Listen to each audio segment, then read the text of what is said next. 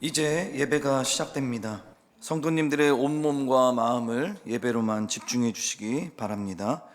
이제 다 함께 묵도하심으로 주일 낮 예배를 하나님께 드리겠습니다.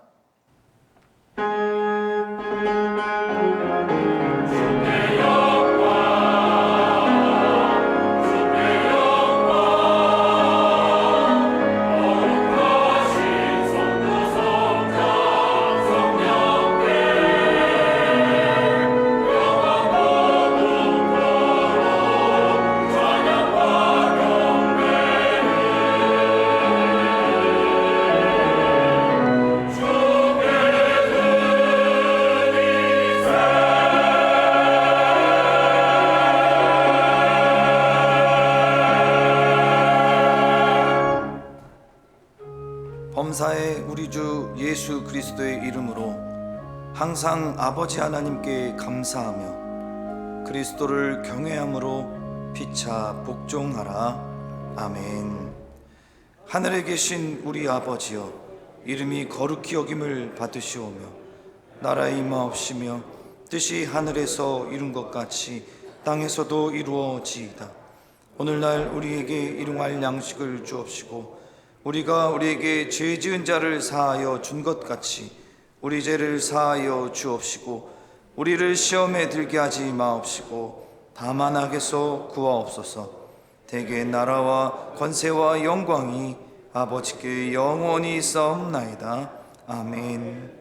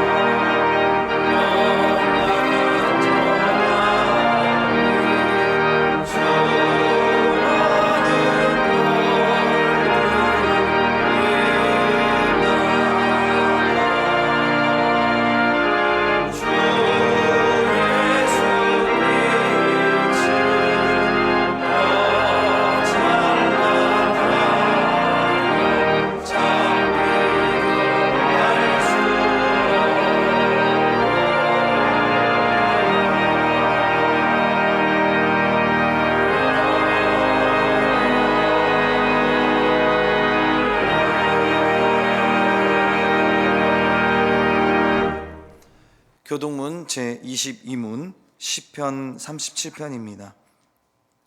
제22문을 함께 교독하겠습니다. 악을 행하는 자들 때문에 불평하지 말며 불의를 행하는 자들을 시기하지 말지어다.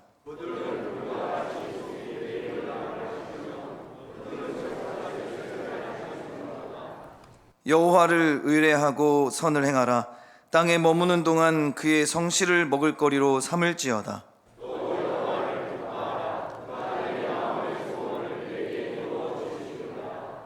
내 길을 여호와께 맡기라. 그를 의지하면 그가 이루시고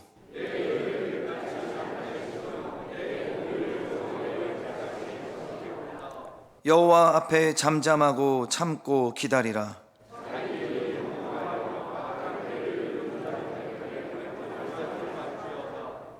분을 그치고 노를 버리며 불평하지 말라. 오히려 악을 만들 뿐이라. 아멘.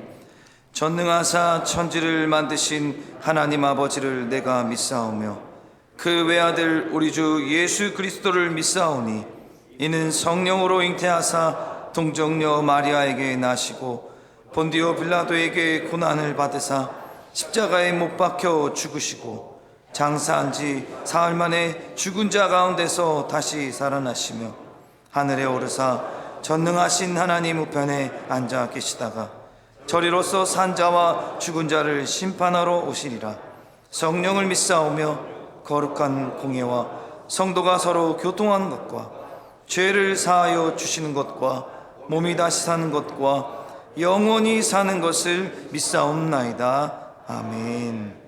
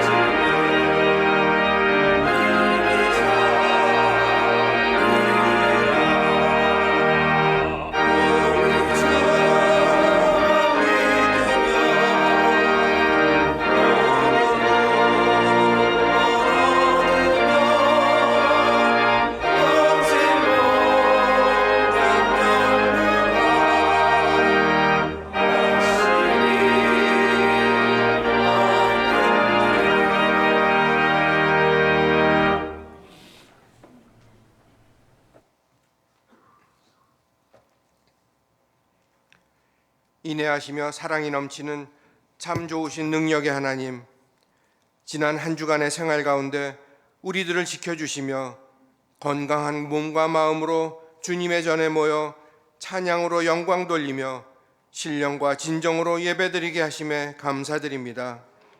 이 시간 지난 한 주간 우리의 지은 죄를 고백하며 사함받기를 원하며 무거운 짐을 내려놓기 원합니다. 주님의 용서와 위로를 허락하시며 또 새로운 한 주간 우리에게 영의 양식을 충만하게 내려주시옵소서. 특별히 지난 8월 15일은 일제 치하에서 해방을 맞은 광복절이었습니다. 한국의 긴 역사 중 가장 힘들고 처절했던 일제 강점 기간 동안에도 믿음의 산실인 승동교회를 지켜주시고 모든 어려움 가운데서도 보수신앙을 지켜내며 지금 이 시간까지 이어오게 하신 주님의 은혜에 감사드립니다. 죽을 수밖에 없던 우리 민족에게 말씀의 씨앗을 뿌려주시고 그것이 열매 맺어 복음이 전파되고 수많은 교회를 통하여 새 생명 얻게 하심에 감사드립니다. 하지만 지금의 상황은 문 닫는 교회가 점차 많아지고 주님을 섬기는 교인의 숫자가 줄어들고 있는 것이 참으로 안타깝습니다. 정신적 스승이 없는 이 시대에 우리들이 해야 할 것은 어려운 가운데 믿음을 간직하고 말씀을 실천하며 전파한 선조들을 기억하면서 세상의 빛과 소금의 역할을 감당하기를 원하오니 주님, 우리 승동교회를 세워주시고 기독교계를 올바르게 인도할 길을 허락하여 주시옵소서. 주님의 기름 부음 받은 최영태 목사님을 더욱 강건케 하시며 모세와 여호수아와 같은 하나님의 뜻에 합당하게 사용되는 지도자로 세워주시기를 간절히 소망합니다. 영적으로나 육적으로 그 힘이 넘치도록 성령의 지혜와 능력을 채워주시옵소서. 하나님의 선하시고 크신 뜻으로 세우신 몸된 교회를 이끌어가는 주님의 크신 도구로 사용하여 주시며 말씀의 능력으로 우리 승동교회뿐만 아니라 이 나라의 성령의 뜨거운 부흥운동을 이끌어갈 그러한 목사님으로 세우시며 축복하여 주시옵소서. 함께 동역하는 부목사님들과 전도사님들에게도 능력 허락하시며 주어진 사역에 힘을 다하여 주일학교로부터 안나회 시무원회까지 온 성도들이 다 함께 아름답고 건강한 승동교회를 이루어가도록 역사하여 주시옵소서. 이상기온으로 인한 폭염이 오랫동안 지속되고 있습니다. 연로하신 분들을 비롯하여 승동의 모든 교우들을 주님의 날개 아래 지켜주시고 예배를 사모하여 이 자리에 모이는데 조금도 어려움 없도록 건강 허락하여 주시옵소서. 아무것도 염려하지 말고 다만 모든 일에 기도와 간구로 너희 구할 것을 감사함으로 하나님께 아뢰라. 그리하면 모든 지각에 뛰어난 하나님의 평강이 그리스도 예수 안에서 너희 마음과 생각을 지키시리라고 하신 말씀대로 우리가 어떠한 형편에 있든지 우리 입술에서 감사가 떠나지 않도록 주님께서 함께하여 주시옵소서. 어려운 여건 속에서도 열심히 복음을 전하는 각 나라의 선교사님들의 사역과 가정에 축복하여 주시옵소서. 각국에 뿌려진 복음의 씨앗이 풍성한 결실을 이룰 수 있도록 역사하시고 간섭하여 주시옵소서. 주님의 성호를 찬양하는 임마누엘 찬양대의 찬양을 기쁘게 받아주시고 우리 모두 은혜의 시간 충만하게 하시며 기쁨으로 섬기는 대원들 모두에게 주님의 축복 허락하여 주시옵소서. 이 예배에 함께하지 못하는 우리 성도들이 어느 곳에 있든지 은혜로 함께하시며 건강의 축복 또한 허락하여 주시옵소서. 이루어 주실 것을 믿고 의지하오며 예수님 이름으로 기도드립니다. 아멘.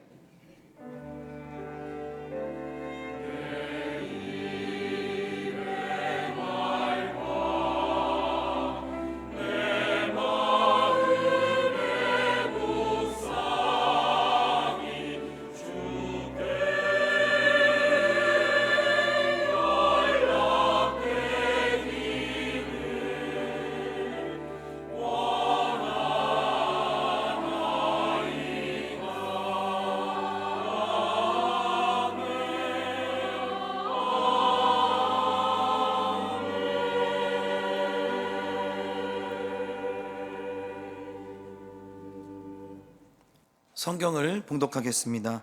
하나님의 말씀은 예레미야 23장 3절에서 8절의 말씀입니다. 예레미야 23장 3절에서 8절까지의 말씀을 제가 봉독하겠습니다. 내가 내 양떼에 남은 것을 그 몰려갔던 모든 지방에서 모아 다시 그 우리로 돌아오게 하리니 그들의 생육이 번성할 것이며 내가 그들을 기르는 목자들을 그들 위에 세우리니 그들이 다시는 두려워하거나 놀라거나 잃어버리지 아니하리라. 여호와의 말씀이니라. 여호와의 말씀이니라. 보라, 때가 이르리니 내가 다윗에게 한 의로운 가지를 일으킬 것이라. 그가 왕이 되어 지혜롭게 다스리며 세상에서 정의와 공의를 행할 것이며 그의 날에 유다는 구원을 받겠고 이스라엘은 평안히 살 것이며 그의 이름은 여호와 우리의 공의라 일컬음을 받으리라. 그러므로 여호와의 말씀이니라. 보라, 날이 이르리니 그들이 다시는 이스라엘 자손을 애굽 땅에서 인도하여 내신 여호와의 사심으로 맹세하지 아니하고 이스라엘 집 자손을 북쪽 땅 그 모든 쫓겨났던 나라에서 인도하여 내신 여호와의 사심으로 맹세할 것이며 그들이 자기 땅에 살리라 하시니라. 아멘. 이제 임마누엘 찬양대가 하나님께 영광을 돌리겠습니다. 이어서 여호와 우리의 공이라는 제목으로 담임 목사님의 말씀 선포가 있겠습니다. 많은 은혜 받으시기 바랍니다.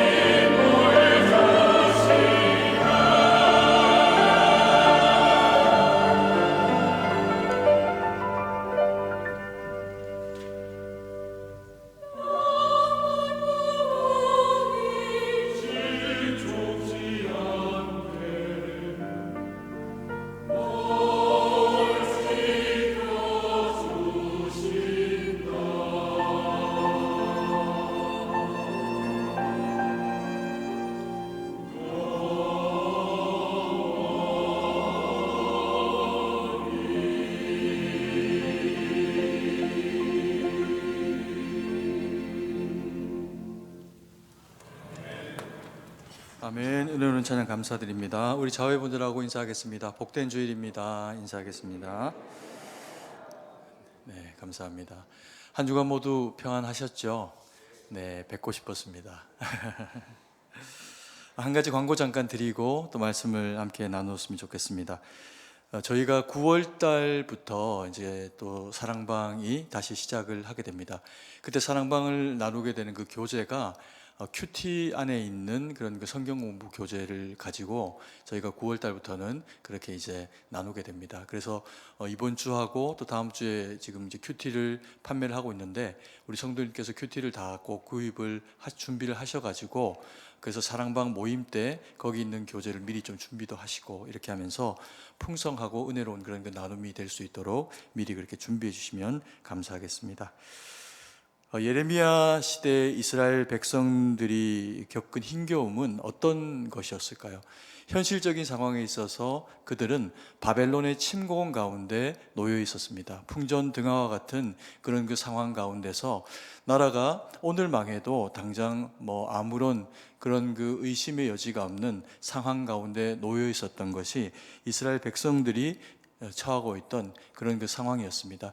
이스라엘보다 곱절로 또 셀 수 없이 강한 그런 그 힘을 가지고 있었던 바벨론의 침공이었기 때문에 이스라엘 백성들은 모두가 이제는 다 우리가 여기서 죽게 되겠구나라고 하는 이제 그런 생각을 하게 된 것이 사실이죠.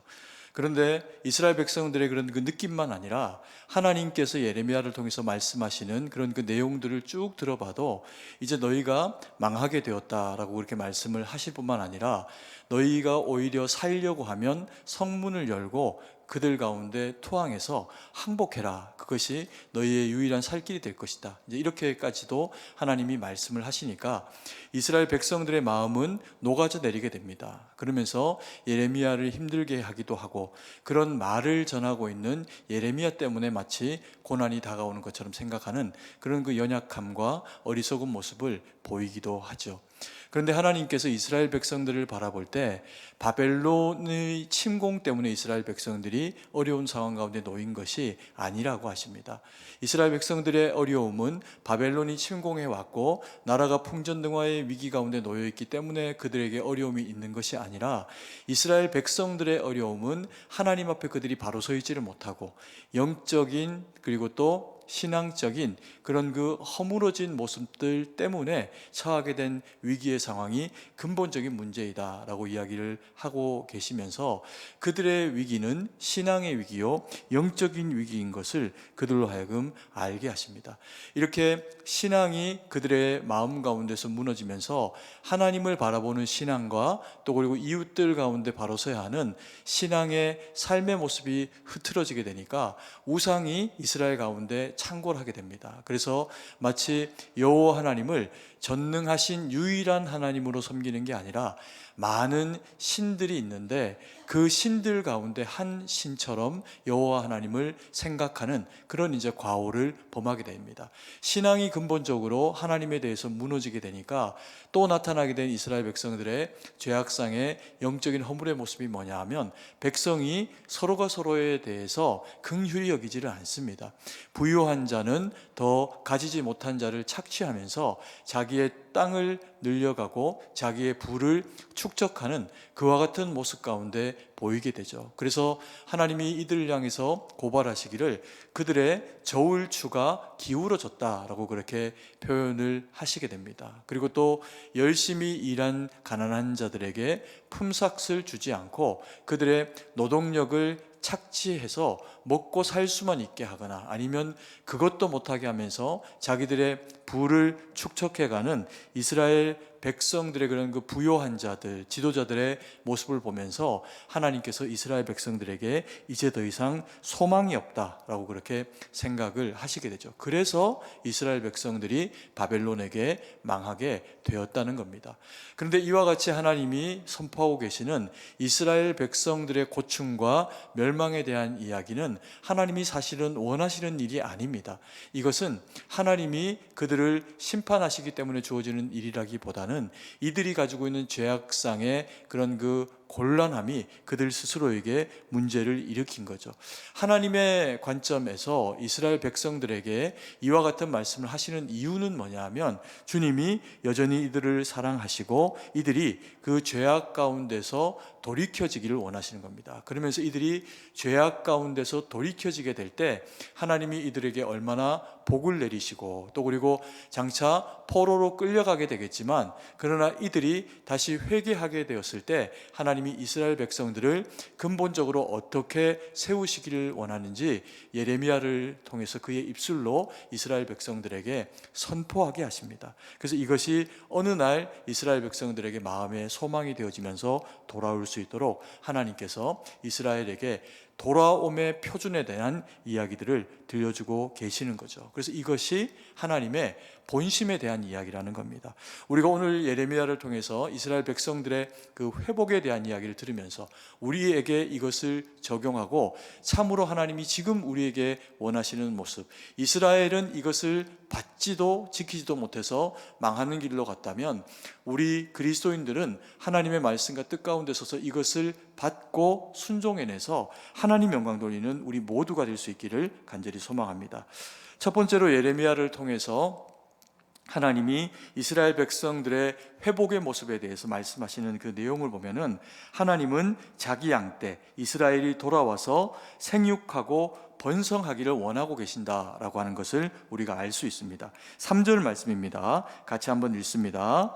내가 내 양떼에 남은 것을 그 몰려갔던 모든 지방에서 모아 다시 그 우리로 돌아오게 하리니 그들의 생육이 번성할 것이며. 이스라엘 백성들의 고난은 그들이 가지고 있는 죄악상의 결과다라고 그렇게 이야기했습니다. 그래서 이것은 하나님이 사실은 형벌이 아니라 그들이 자신들이 저지른 그 죄악의 결과로 찾아오게 된 곤란함, 어려움이라는 거죠. 이것이 이스라엘 백성들이 하나님 앞에서 보이게 된 그런 그 타락상의 모습이라는 겁니다.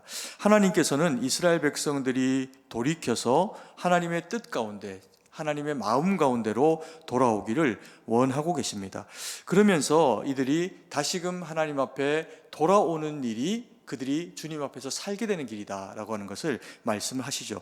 그래서 3절 말씀 보면 이렇게 이야기합니다. 내가 내 양떼 남은 것을 그 몰려갔던 모든 지방에서 모아 다시 우리로 돌아오게 이렇게 표현해서 우리라고 하는 것은 양이 모여 있는 곳이죠. 목자가 양을 몰아넣어 가지고 거기서 보호하기도 하고 살도록 한 것이 우리라고 하는 그런 그 울타리입니다.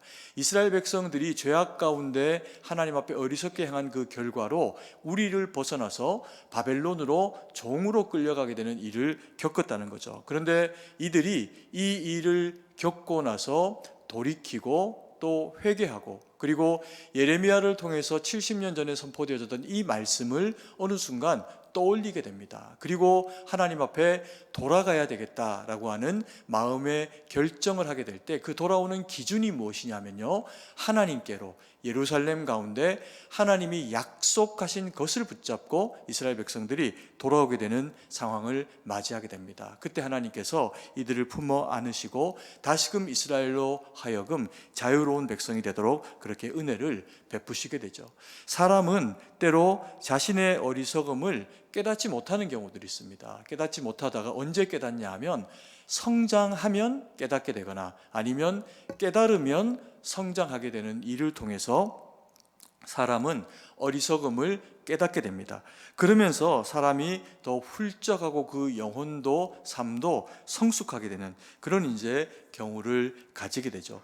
이스라엘 백성들이 바벨론으로 포로되어 끌려가고 나서 또 그 전에 많은 사람들이 죽임을 당하고 고초를 겪게 될 때 그들은 생각하게 됩니다. 우리가 하나님이라고 하는 신을 모시고 또 그리고 예루살렘이라고 하는 하나님이 지키시는 울타리 가운데 거하고 있었을 때가 지금 우리가 겪고 있는 이 포로 가운데 놓여 있는 이 상황보다 얼마나 복되고 값진 일이었나라고 하는 것을 떠올리게 됩니다. 회개하고 돌이켰다는 거죠. 이것이 이스라엘 백성들이 살게 되는 길이라는 겁니다. 이것을 우리식의 표현을 하면 어떻게 되는 표현일까요? 회개하는 겁니다.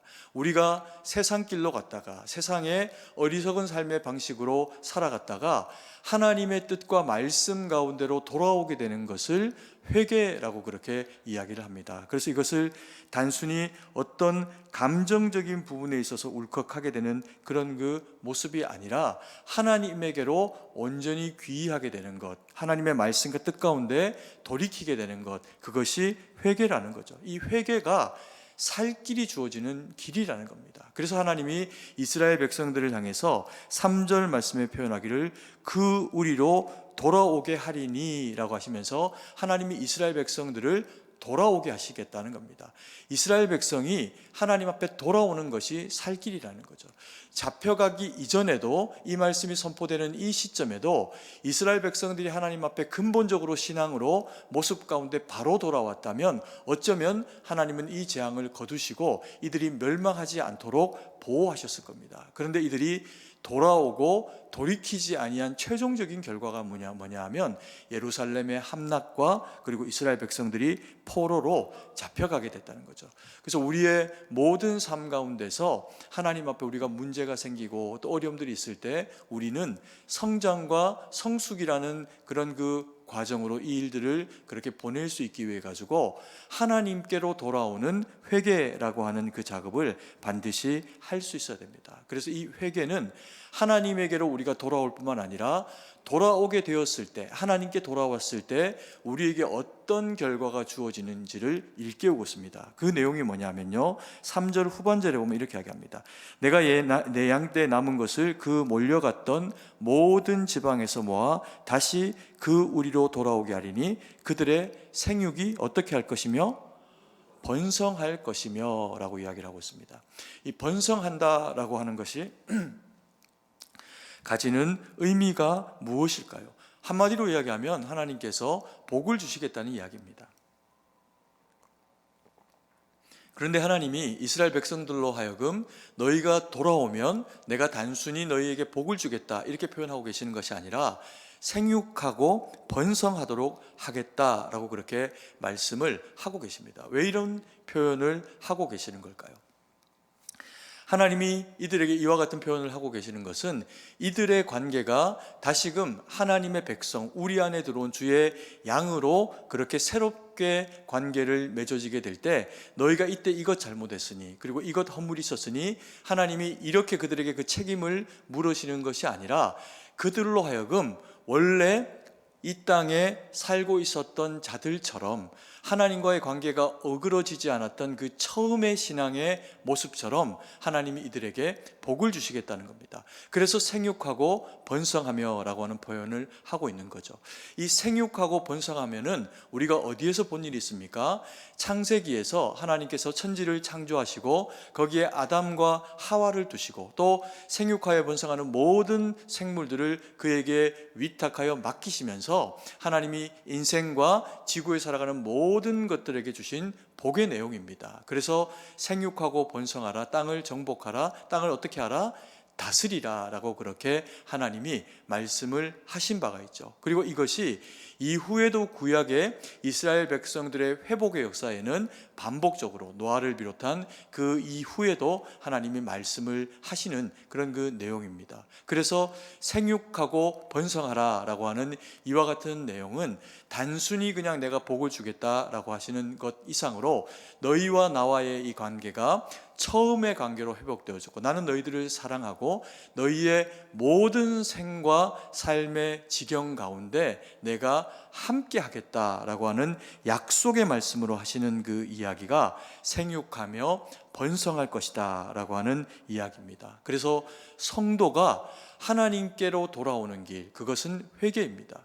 우리의 현재와 어리석음의 모습들을 하나님 앞에서 주의 말씀을 기준으로 돌아가는 것, 내 자의적인 선택으로 내가 더 옳게 서는 것이 회개가 아니라 하나님의 말씀과 기준으로 주님에게로 돌아오는 작업이 회개입니다. 그러면 하나님은 우리로 하여금 그 안에서 살게 하시겠다, 생육하고 번성하는 우리의 모든 삶의 영역 가운데 지키시고 보호하시는 자로 함께 하시겠다. 그렇게 우리에게 약속을 하고 계십니다. 이 일이 이루어지기 위해 가지고 두 번째로 하나님께서 주시는 말씀이 있습니다. 그 내용이 뭐냐면요, 하나님은 목자를 세우시고 말씀으로 통치하시기를 원한다는 겁니다.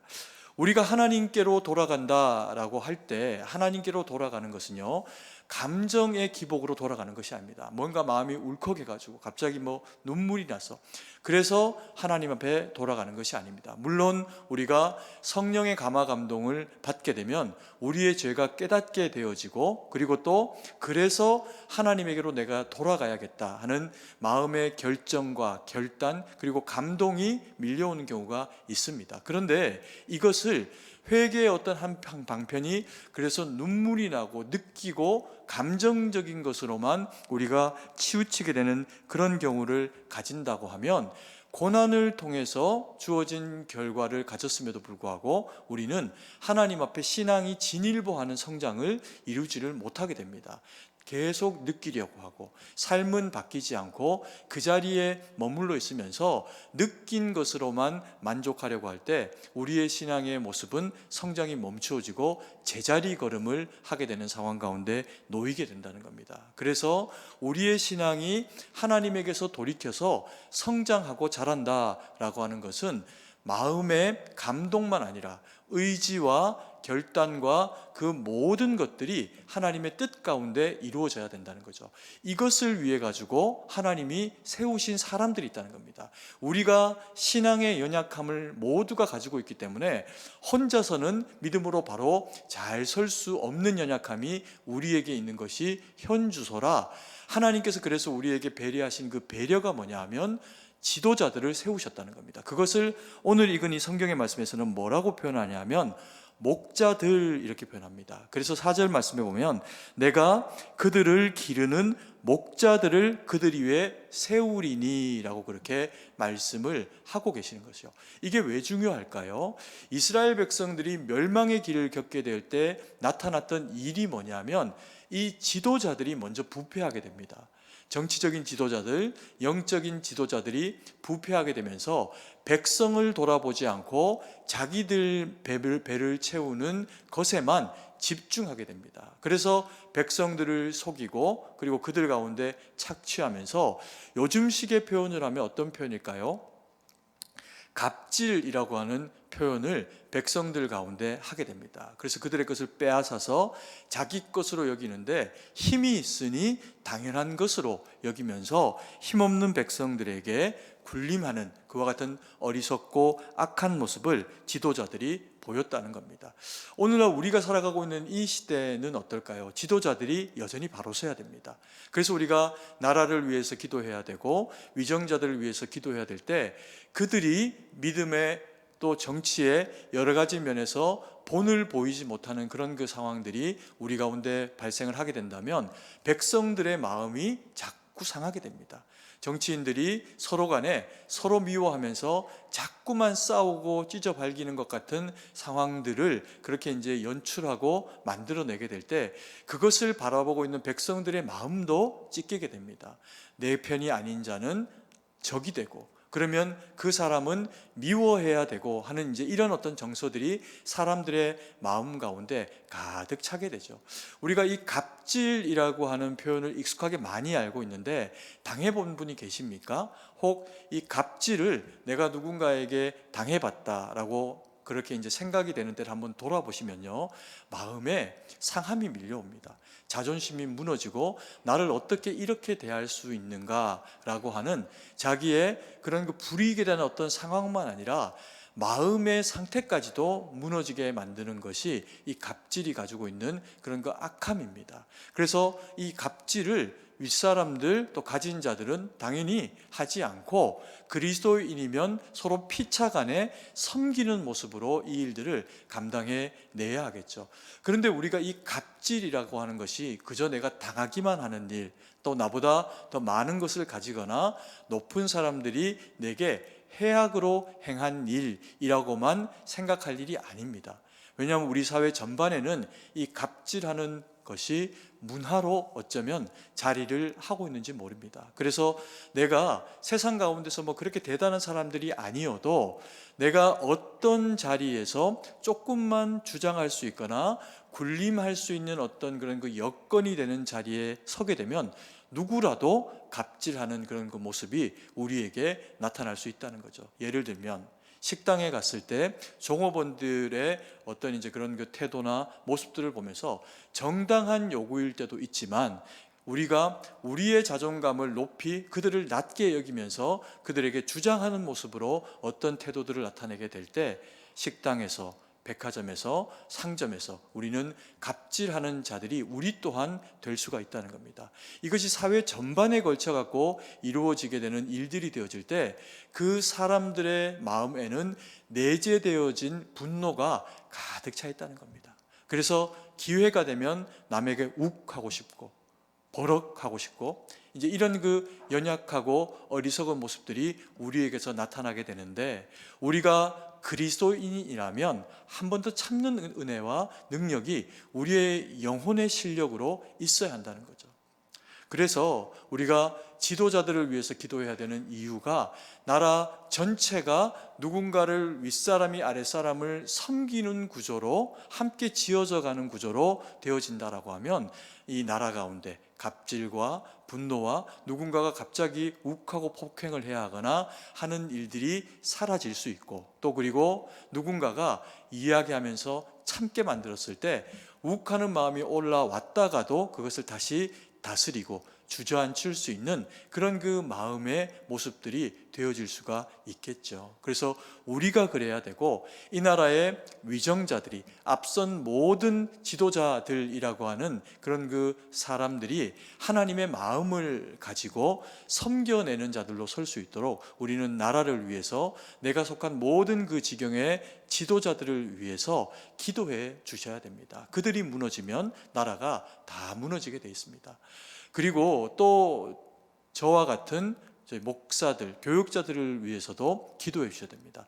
당연히 저희가 영적으로 하나님 앞에 바로 잘 깨어있지 못하면 저희에게 주신 사명이 저희가 말씀으로 기도 가운데 하나님의 뜻 가운데 깨어있는 것을 통해서 성도님들이 함께 하나님의 말씀 가운데 깨어있기를 원하시는 것이 주님의 뜻입니다. 그런데 혹 제가 하나님의 말씀에 깨어있지를 못하고 또 기도 가운데 깨어있지를 못하고 영적인 어두움 가운데 놓여있게 되면 당연히 성도님들은 영적인 혜택을 누릴 수가 없게 됩니다. 그래서 저와 우리 교육자들은 하나님 앞에 분투하며 깨어있기를 위해서 말씀으로 성도님들을 섬기기 위해 가지고 온갖 노력을 다해야 됩니다. 그리고 또 하나 우리 성도님들이 그래서 하셔야 되는 일이 뭐냐면 저와 우리 교육자들을 위해서 기도해 주셔야 됩니다. 우리가 하나님의 말씀으로 목자됨으로 주님이 세우신 그런 그 역할들을 잘 감당할 수 있도록, 저희가 대단한 사람들이거나 특별해서가 아니라 우리 성도님들에게 하나님이 베풀길 원하시는 그 영적인 혜택이 오로지 잘 전파되어지고 선포되어질 수 있기 위해 가지고 저희가 먼저 하나님 앞에서 복을 얻고 잘 세워질 수 있도록 우리 성도님들이 저희들을 위해서 기도해 주셔야 된다는 겁니다. 이것을 위해 갖고 또 우리 성도님들이 가져야 되는 마음이 뭐냐면요, 저희를, 교육자들을 영적인 지도자로 인정하면서 사랑해 주시고 존중해 주시는 마음을 가지셔야 됩니다. 왜 그럴까요? 저희가 존중받는 것은 중요하지 않습니다.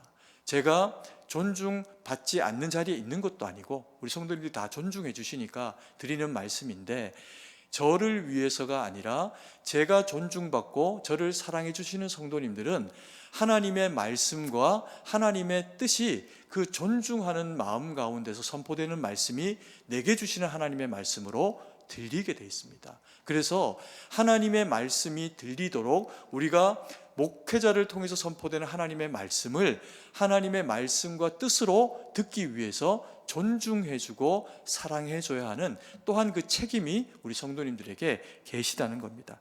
그래야 교회가 하나님의 말씀과 뜻 가운데 피차 서로 존중하면서 그리고 함께 세워져 가는 그런 그 은혜를 누리게 된다는 거죠.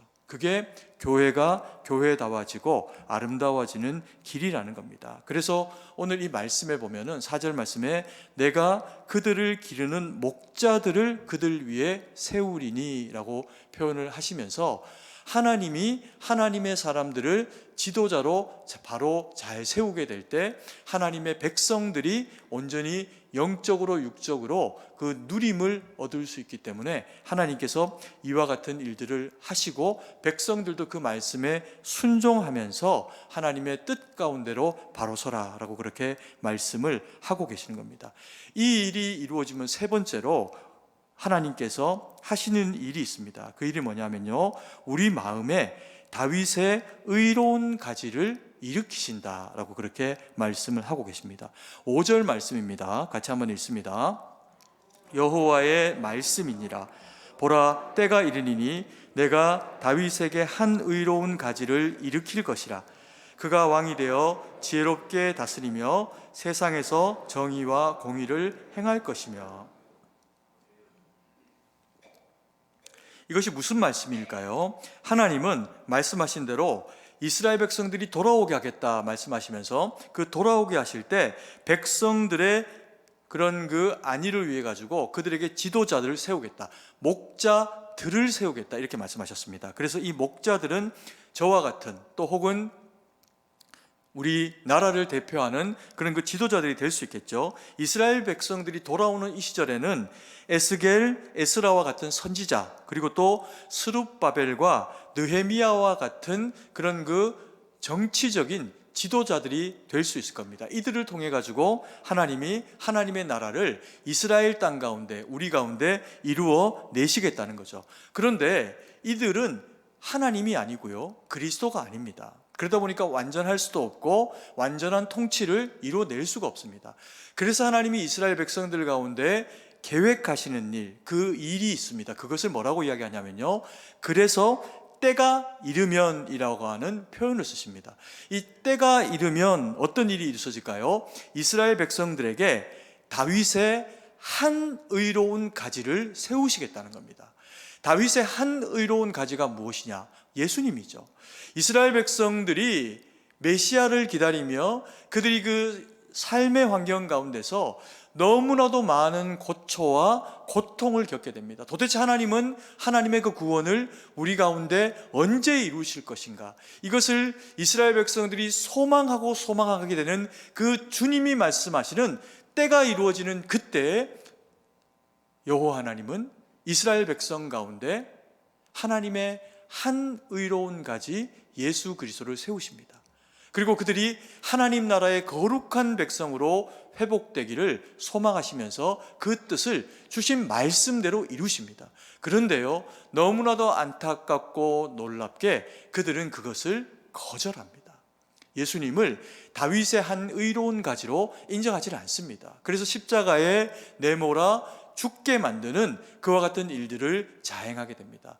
그런데 이것이 은혜로 너무나도 감사하게 이스라엘 백성들은 버렸는데 돌감람나무와 같은 우리들은 그 복음에 접붙임 바 되어져 가지고 예수님이 한 의로운 가지로 약속의 말씀을 따라 우리의 구주로 임하시게 됩니다. 아멘이십니까? 그래서 오늘 이 일이 우리에게 어떻게 이루어진 일이냐? 우리가 예수님을 믿고 주를 마음 가운데 구주로 영접하고 살아가게 되면 하나님의 말씀이 들립니다.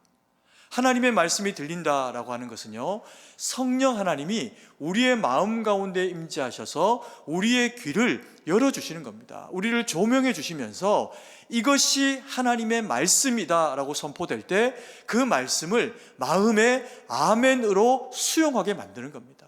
그러면서 다윗의 한 의로운 가지게 되시는 주님이 우리 마음 가운데 계시고 말씀이 육신이 되어 우리 가운데 오신 주님이 여전히 지금도 말씀하시니 주님의 그 말씀의 통치 가운데 우리가 놓여지게 된다는 겁니다.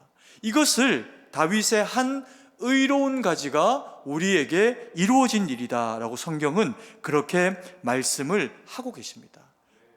아멘이시죠? 그리고 또 우리에게 그 일과 동시에 또 하나 이루어지는 일이 있습니다. 하나님의 공의가 우리 가운데 나타난답니다. 6절 말씀인데요, 같이 한번 읽습니다. 그날에 유다는 구원을 받겠고 이스라엘은 평안히 살 것이며 그의 이름은 여호와 우리의 공의라 일컬음을 받으리라. 공의는 우리의 것이 아닙니다. 공의는 하나님의 것입니다. 하나님의 의로움만 공의입니다. 그래서 하나님이 모든 보편의 세계 가운데 세상 어느 누구도 하나님의 의에 대해서 의롭지 않다, 거절할 수 없는 의가 하나님의 공의라고 하는 겁니다. 그래서 하나님의 공의가 다윗의 한 가지 되시는 예수 그리스도로 우리 가운데 주어지게 되면 하나님의 말씀이 들리고요, 하나님의 말씀의 가치가 우리의 인생을 주관하는 하나님의 길이 됩니다. 그러면서 우리가 하나님을 따르고 그리고 하나님의 말씀에 순종하게 되죠. 그래서 우리가 하나님 앞에 순종하게 되어진 우리의 마음 가운데 있어지는 의가 공의라는 겁니다. 그래서 이 공의는 하나님이 역사하심을 통해서 우리 가운데 일으키시는 의입니다. 그래서 이 공의는 우리에게 주어지게 되면요, 나와 남을 세우고 윤택하게 하는 그런 그 역사하심으로 일하시게 되어 있습니다. 또 다른 표현으로 하면 이 공의는 그래서 복음입니다. 그래서 이 복음이 죄인인 것을 깨닫게 하고 의롭게 하고 그리고 하나님의 의의 자녀가 되도록 하시는 하나님의 역사하심, 능력이 된다는 거죠. 근데 우리가 이 공의와 좀 헷갈리지만 우리가 배격해야 될 의가 있습니다. 이스라엘 백성들에게도 나타났고 또 혹 신앙생활을 오래 하다 보면 가끔씩 이제 우리에게도 나타날 수 있는 그런 그 의이기도 합니다. 이 의를 잘못된 의임에도 불구하고요, 이스라엘 백성들이 마치 하나님의 공의를 가진 것처럼 자기 마음에 가졌다가 예수님이 오시고 나서 이스라엘 백성들이 바리새인들을 중심으로 사두개인, 율법사 모두가 이것에 대해서 거치는 반석이 되시는 주님 앞에 부서지게 됩니다. 그래서 혼이 나게 되죠. 그 의를 성경은 뭐라고 이야기하냐면 자기의라고 합니다. 이 자기의를 가진 이스라엘 백성들이 하나님 앞에 돌이키지 않고 계속해서 자기가 옳은 것으로 자기 말을 옳게 여기면서 자기를 드러내고 나타낸 결과가 뭐냐 하면 이스라엘이 다시 망하는 패역의 길로 가게 됩니다. 완전히 다시 하나님이 이스라엘 땅 가운데서 흩어버리게 되는 역사를 경험하게 되는 의가 이 자기의라고 하는 의입니다. 그럼 이 자기의, 우리가 배격해야 되는 공의가 아닌 자기의는 어떻게 구별할 수 있을까요? 이 자기의는 의 앞에 자기가 붙어 있습니다. 그러다 보니까 이 의를 누구를 위해서 사용하냐면요, 나를 위해 사용합니다. 자기를 위해 사용합니다. 내가 의로우니 남은 어떻게 될까요? 의롭지 않은 거죠.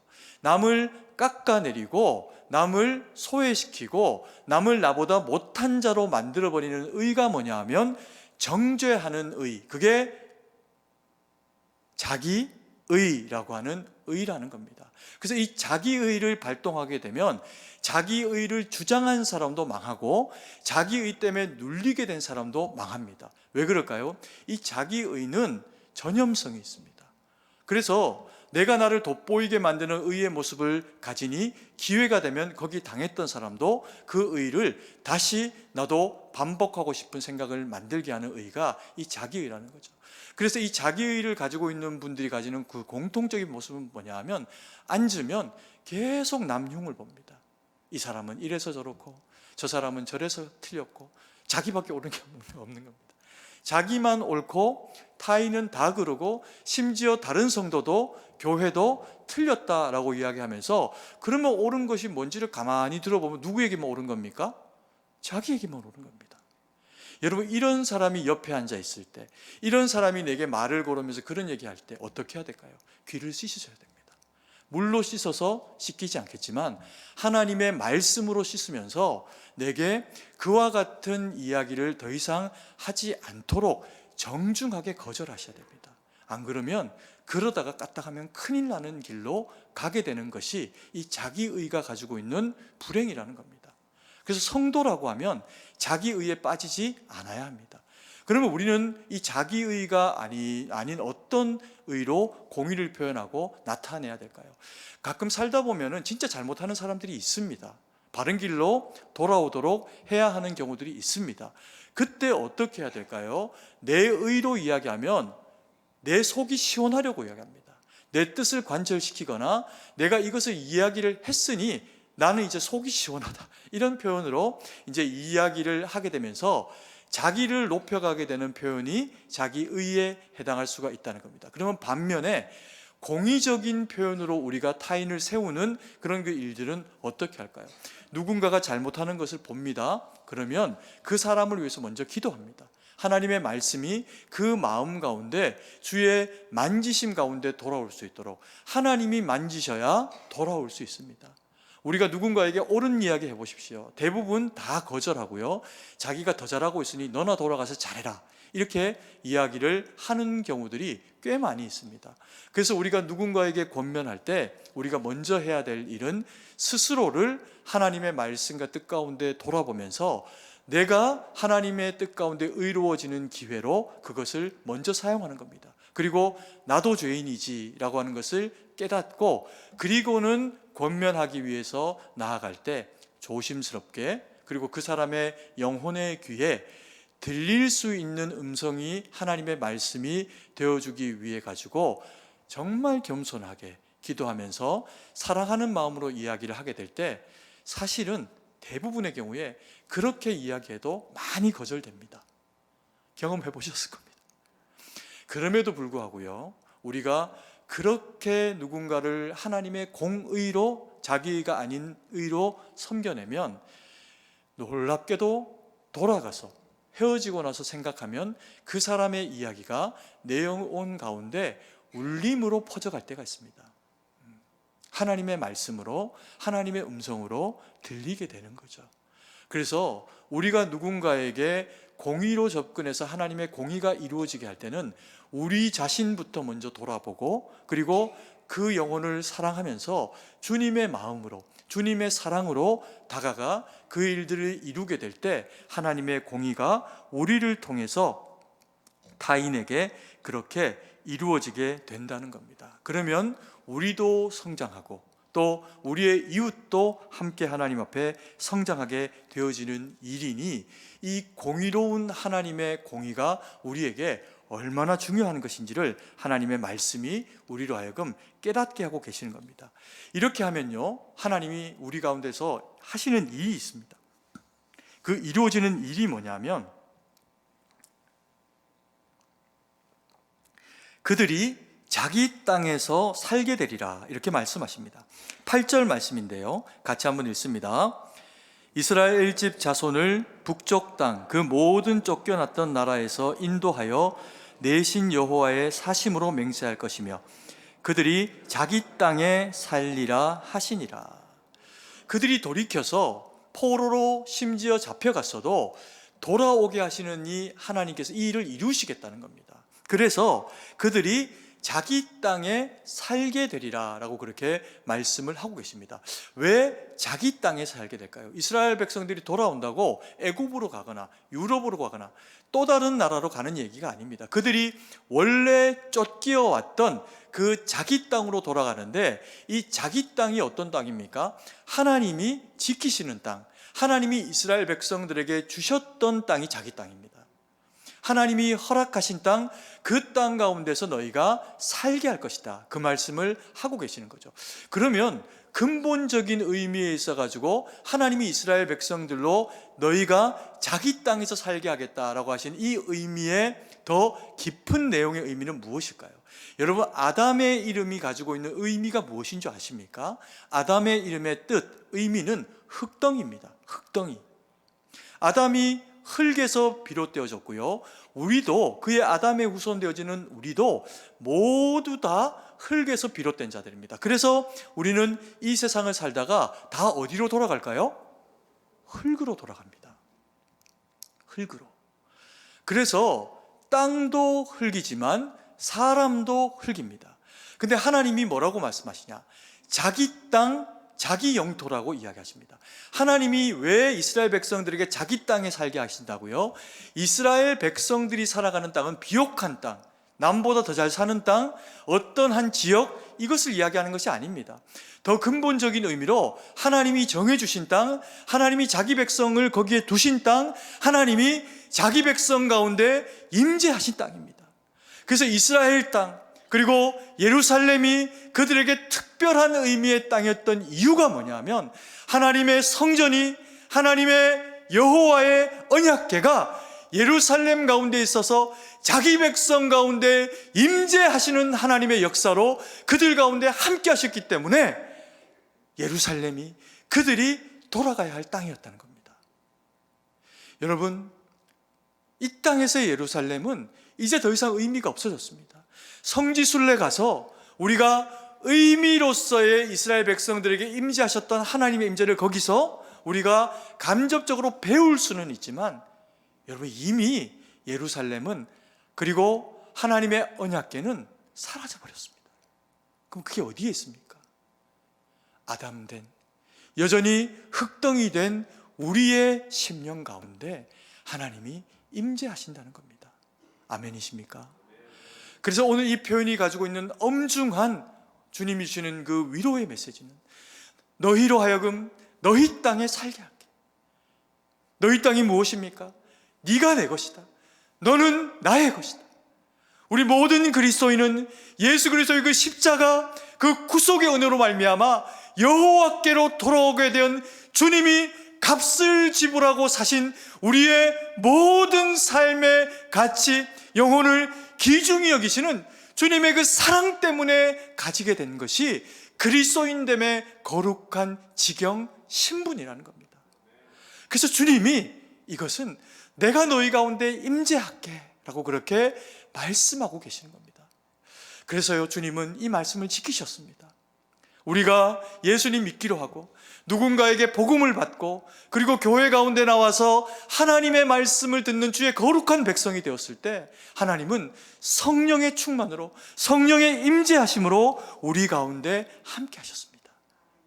지성소 삼아 예루살렘 두고 우리의 이 한 뼘 좁은 심장을 주님의 성전 삼으시고 살아있는 동안에 여기에 머무시며 우리의 그 모든 숱한 고초와 아픔이 우리의 마음 가운데 있을 때, 내가 너와 함께 할게, 내가 너를 위로할게, 너의 모든 상황과 어려움을 내게 아뢰어라. 그러면 나의 영토 되어진 너의 수많은 어려움들과 가난과 질병과 고초와 심지어 외세에 너희의 힘으로 어찌할 수 없는 상황과 어려움 가운데서도 나의 영토 되어진 너를 내가 지키고 보호하마. 그것을 우리에게 약속하고 계시는 겁니다. 주님은 우리와 함께 사시겠다고 결정하셨습니다. 그래서요, 우리를 죄인 되었을 때 부르셨어요. 내게로 돌이켜라, 내게로 돌아오라. 그럼 내가 너에게 복이 되게 하마, 복을 주마, 생육하고 번성하게 하마. 너의 모든 상황과 지경 가운데 내가 동행하마. 그리고 그래서 내가 너희에게 준 교회와 영적인 지도자와 그들의 말씀과 가르침을 따르고 순종하며 하나님의 뜻 가운데 함께 세워져 가라. 그러면 다윗의 한 의로운 가지, 예수 그리스도가 우리의 삶을, 성령 하나님이 우리의 심장을 충만하심으로 이끌어내시면서 우리와 언제나 동행하신다는 겁니다. 그 주님과 동행하시면서 삶을 이기고, 때로 힘겹습니까? 뉴스를 보면, 내가 처해 있는 삶의 환경들을 돌아보면 한치 앞을 알 수 없고, 너무나도 힘겨운 시절을 지나고 있는 현실이 우리의 영혼을 짓누릅니까? 마음의 병이 육신의 질병이 되고 상하고 찢기고 내가 나을 수 있을까? 두렵습니까? 여러분, 주님이 우리와 함께 하시겠다고 말씀하셨습니다. 오늘 이 말씀은 너희가 듣기 좋으라고 하는 말이 아니다. 너희를 내 영토 삼아 내가 너희 가운데 임재하기를 원하니, 가난도 고통도 고난도 힘겨움도 다 내게로 가지고 와라. 내가 너희로 살게 하리라. 그 약속의 말씀으로 우리에게 주신 것 아멘으로 수용하고 하나님 영광 돌리는 우리 모두가 되기를 간절히 소망합니다. 기도드리겠습니다. 사랑의 아버지 하나님, 은혜와 사랑을 감사드립니다. 주신 말씀 마음에 새기고 연약한 우리 가운데 왕으로 임재하시고 능력으로 임재하심을 감사와 영광을 돌려드립니다. 아버지 하나님, 우리의 가난과 우리의 힘겨움과 우리의 삶의 질고가 우리를 눌러올 때가 있습니다. 아버지여, 그때도 우리를 주의 성전 삼으신 주의 성령의 권능으로 함께 해주셔서 하나님, 우리의 질병도 낫게 하시고 우리가 가지고 있는 가난도 이겨내게 하시고 우리가 가지고 있는 그 모든 공공함과 어려움 가운데서도 주가 동행하심으로 이겨내게 하셔서 하나님 영광 돌리는 우리 모두가 될 수 있도록 은혜를 베풀어 주시옵소서. 주님께 모든 것을 의지하고 오직 주님만 바라보며 살아계신 주 예수님 이름으로 기도드립니다. 아멘.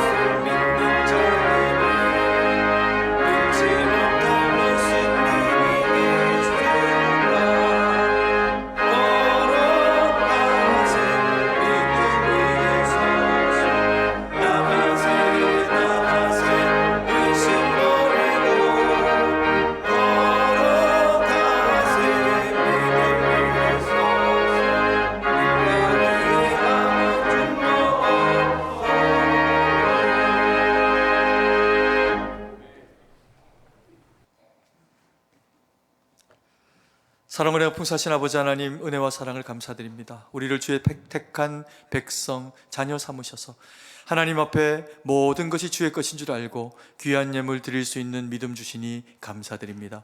이 예물이 쓰이는 곳에 하나님 영광만 드러나도록 은혜와 능력 가운데 함께하여 주시옵소서. 아버지 하나님, 이 나라 이 백성이 당하고 있는 공공함의 현실을 주님이 아십니다. 아버지 하나님, 참으로 정치와 경제와 문화와 치안과 안보와 교육과 어떤 영역이라도 아버지 하나님, 오직 주의 말씀과 뜻을 가진 자들을 통해서 일하시고 고치시고 회복하여 주시옵소서. 하나님, 그래서 아버지 이 땅의 수많은 교회들과 그 강단마다 쏟아지는 생명의 말씀을 통해 하나님, 그 말씀 받은 거룩한 백성들이 일어나서 각자의 선 곳에서 순종하며 주의 뜻을 이루어 드릴 때 주님 오실 때까지 이 나라가 고쳐지고 쓰임 받고 새롭게 되어질 수 있도록 하나님 우리를 보호하시고 역사하여 주시옵소서. 하나님 우리 승동교회도 그와 같은 쓰임 되기를 원합니다. 우리 승동에 속한 모든 권속들, 우리의 자녀 세대, 우리의 청장년 세대, 우리의 부모님 세대가 모두가 하나 되어져서 하나님의 영광 돌리는 거룩한 주의 백성으로 쓰임 받도록 하나님 함께하여 주시옵소서. 아버지 하나님, 그래서 참으로 주의 은혜와 능력이 아버지 하나님 말씀 가운데 주어진 주의 거룩한 백성들이 일어나서 세상 가운데 자기에게 주어진 역할들을 감당하며 영적 위인들로 감당할 수 있도록 도우셔서 오직 하나님 영광 돌리는 우리 승동교회로 될 수 있도록 하나님 역사하여 주시옵소서. 아버지 하나님, 우리 가운데 연약한 자, 병든 자, 가난한 자, 찢긴 자, 어린 자 아버지 하나님 있습니다. 하나님 저들을 긍휼히 여기시고 주의 은혜와 능력으로 함께 하셔서 주의 회복하시는 은혜와 역사가 부욕케 하시는 주님의 그 사랑하심이 우리 가운데 늘 넘치도록 하나님 함께하여 주시옵소서. 이 자리를 사모하나 함께하지 못하는 연약한 지체들이 있습니다. 병실로 또 직장으로, 군으로, 여러 모양으로 어디에 있든지 어쩔 수 없는 상황 가운데 있는 저들의 그 상황을 긍휼히 여기시고 같은 말씀 은혜의 능력으로 채우셔서 하나님 우리의 승동에 속한 모든 권속이면 누구라도 그 영적인 혜택 가운데 바로 설 수 있도록 하나님 복 주시고 함께하여 주시옵소서. 세계 만방에 흩어져 복음 전하는 주의 거룩한 백성들이 있습니다.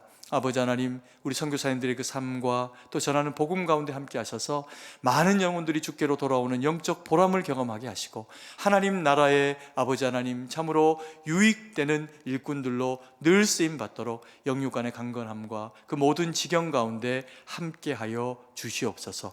주님께 모든 것을 의지하고 감사드리며 살아계신 주 예수님 이름으로 기도드립니다. 아멘. 그리고 잠시 영상을 하나 보게 될 텐데요. 한 2주 전에 저희가 전국 우리 중고등부 연합 수련회를 우리 성도님들이 기도해 주시는 가운데 잘 또 마쳐지게 되었습니다. 우리 전국에서 아이들이 많이도 왔고 또 그리고 그 아이들이 한결같이 은혜 받으면서 하나님의 사랑을 경험하는 그런 그 시간들을 보냈습니다. 그 일이 다른 것을 통해서 주어진 게 아니라 우리 성도님들이 그 받은 한 사람 한 사람 아이들의 이름을 불러가 주면서 기도해 주셨고 또 그리고 많은 성도님들이 마음을 들여서 하나님 앞에 또 귀한 또 헌물로 그리고 또 마음으로 또 여러 모양으로 또 교사 선생님이 섬겨주게 하시면서 아이들이 영적인 경험을 감사의 마음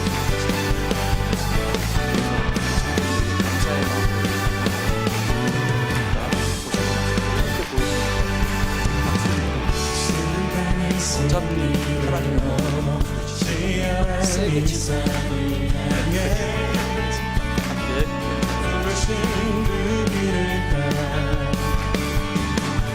어제의 눈물로 영원한 교배를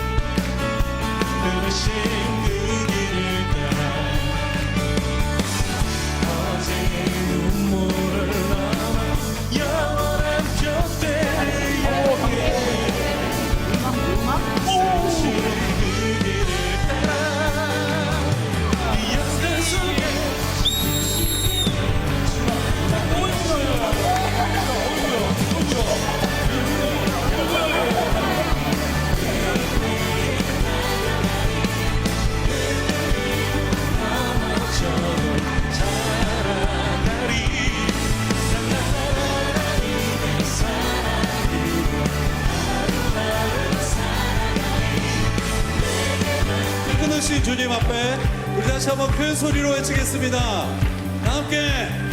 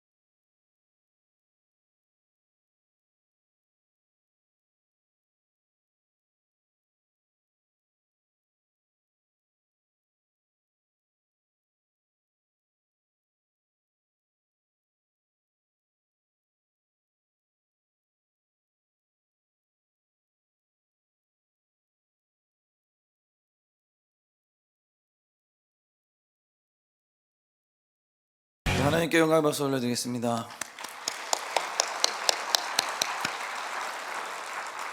교회 소식을 알려드립니다. 오늘 우리 교회에 처음으로 오신 분들을 예수님의 이름으로 환영합니다. 오늘날 2부 예배 후에 1층 소예배실에서 안나회 원리회가 있습니다. 은퇴권사 기도회가 8월은 혹서기로 인해 모이지 않습니다. 전국 중고등부 연합 수련회 강평회가 오늘 저녁 예배 후 1층 소예배실에서 있습니다. 오늘부터 교회 식당을 정상적으로 운영합니다. 이용에 착오 없으시기 바랍니다. 2023년 하반기 양육반 모교 신앙 강좌가 9월 7일 목요일부터 개설됩니다. 화면과 주보를 확인하시고 본당 뒤편에 비치된 신청서를 작성하셔서 신청함에 넣어주시기 바랍니다. 2023년 후반기 장학금 수여식이 오늘 저녁 예배 시에 있습니다. 경기노회 여전도회 연합회 57회 학예 수양회가 가평 승동 기도원에서 8월 22일 화요일부터 24일 목요일까지 있습니다. 교회에서는 8월 22일 화요일 오전 10시에 출발합니다. 승동지 교회 설립 130주년 특집호 원고를 모집합니다. 주제 및 제출기한은 화면과 주보를 참조해 주시기 바랍니다. 매일 성경 9월 10월용 큐티책을 본당 입구에서 8월 27일 주일까지 판매합니다. 필요하신 분들은 구매 혹은 신청해 주시기 바랍니다. 할렐루야 찬양대회에서 찬양대원을 모집합니다. 주의 이름을 같이 찬양하실 분들은 사무실로 신청해 주시면 되겠습니다. 결혼 소식입니다. 이교구 여자 사사랑방 김갑순 권사, 이교구 정선일 성도의 장녀 정지은 양과 김도욱 군의 결혼 예식이 8월 26일 토요일 오후 3시 30분에 아펠가모 강화문 LL층 단독홀에서 있습니다. 교회 출발은 오후 3시입니다. 소천 소식입니다. 1교구 여자 7사랑방 고 이행자 은퇴권사께서 8월 12일 토요일에 소천하셔서 8월 14일 월요일에 장례가 하나님의 은혜 가운데 마쳤습니다. 유가족분들을 위하여 기도해 주시기 바랍니다. 나머지 교회 소식은 주보를 참조하시고 이제 다 함께 일어나셔서 찬송가 1장을 찬양하고 축도로 예배를 마치겠습니다.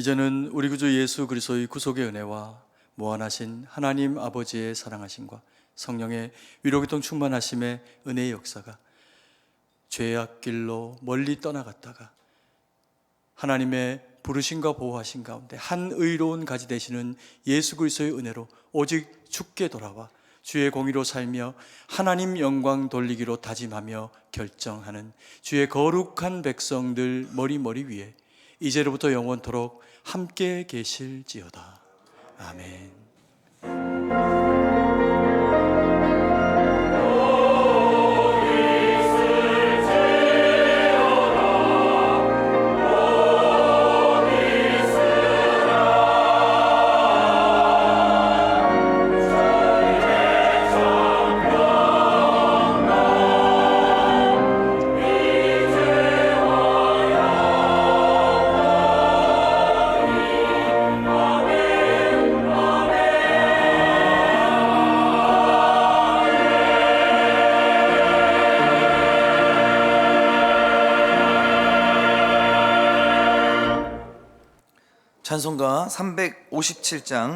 찬송가 357장 1절 3절 찬양하겠습니다.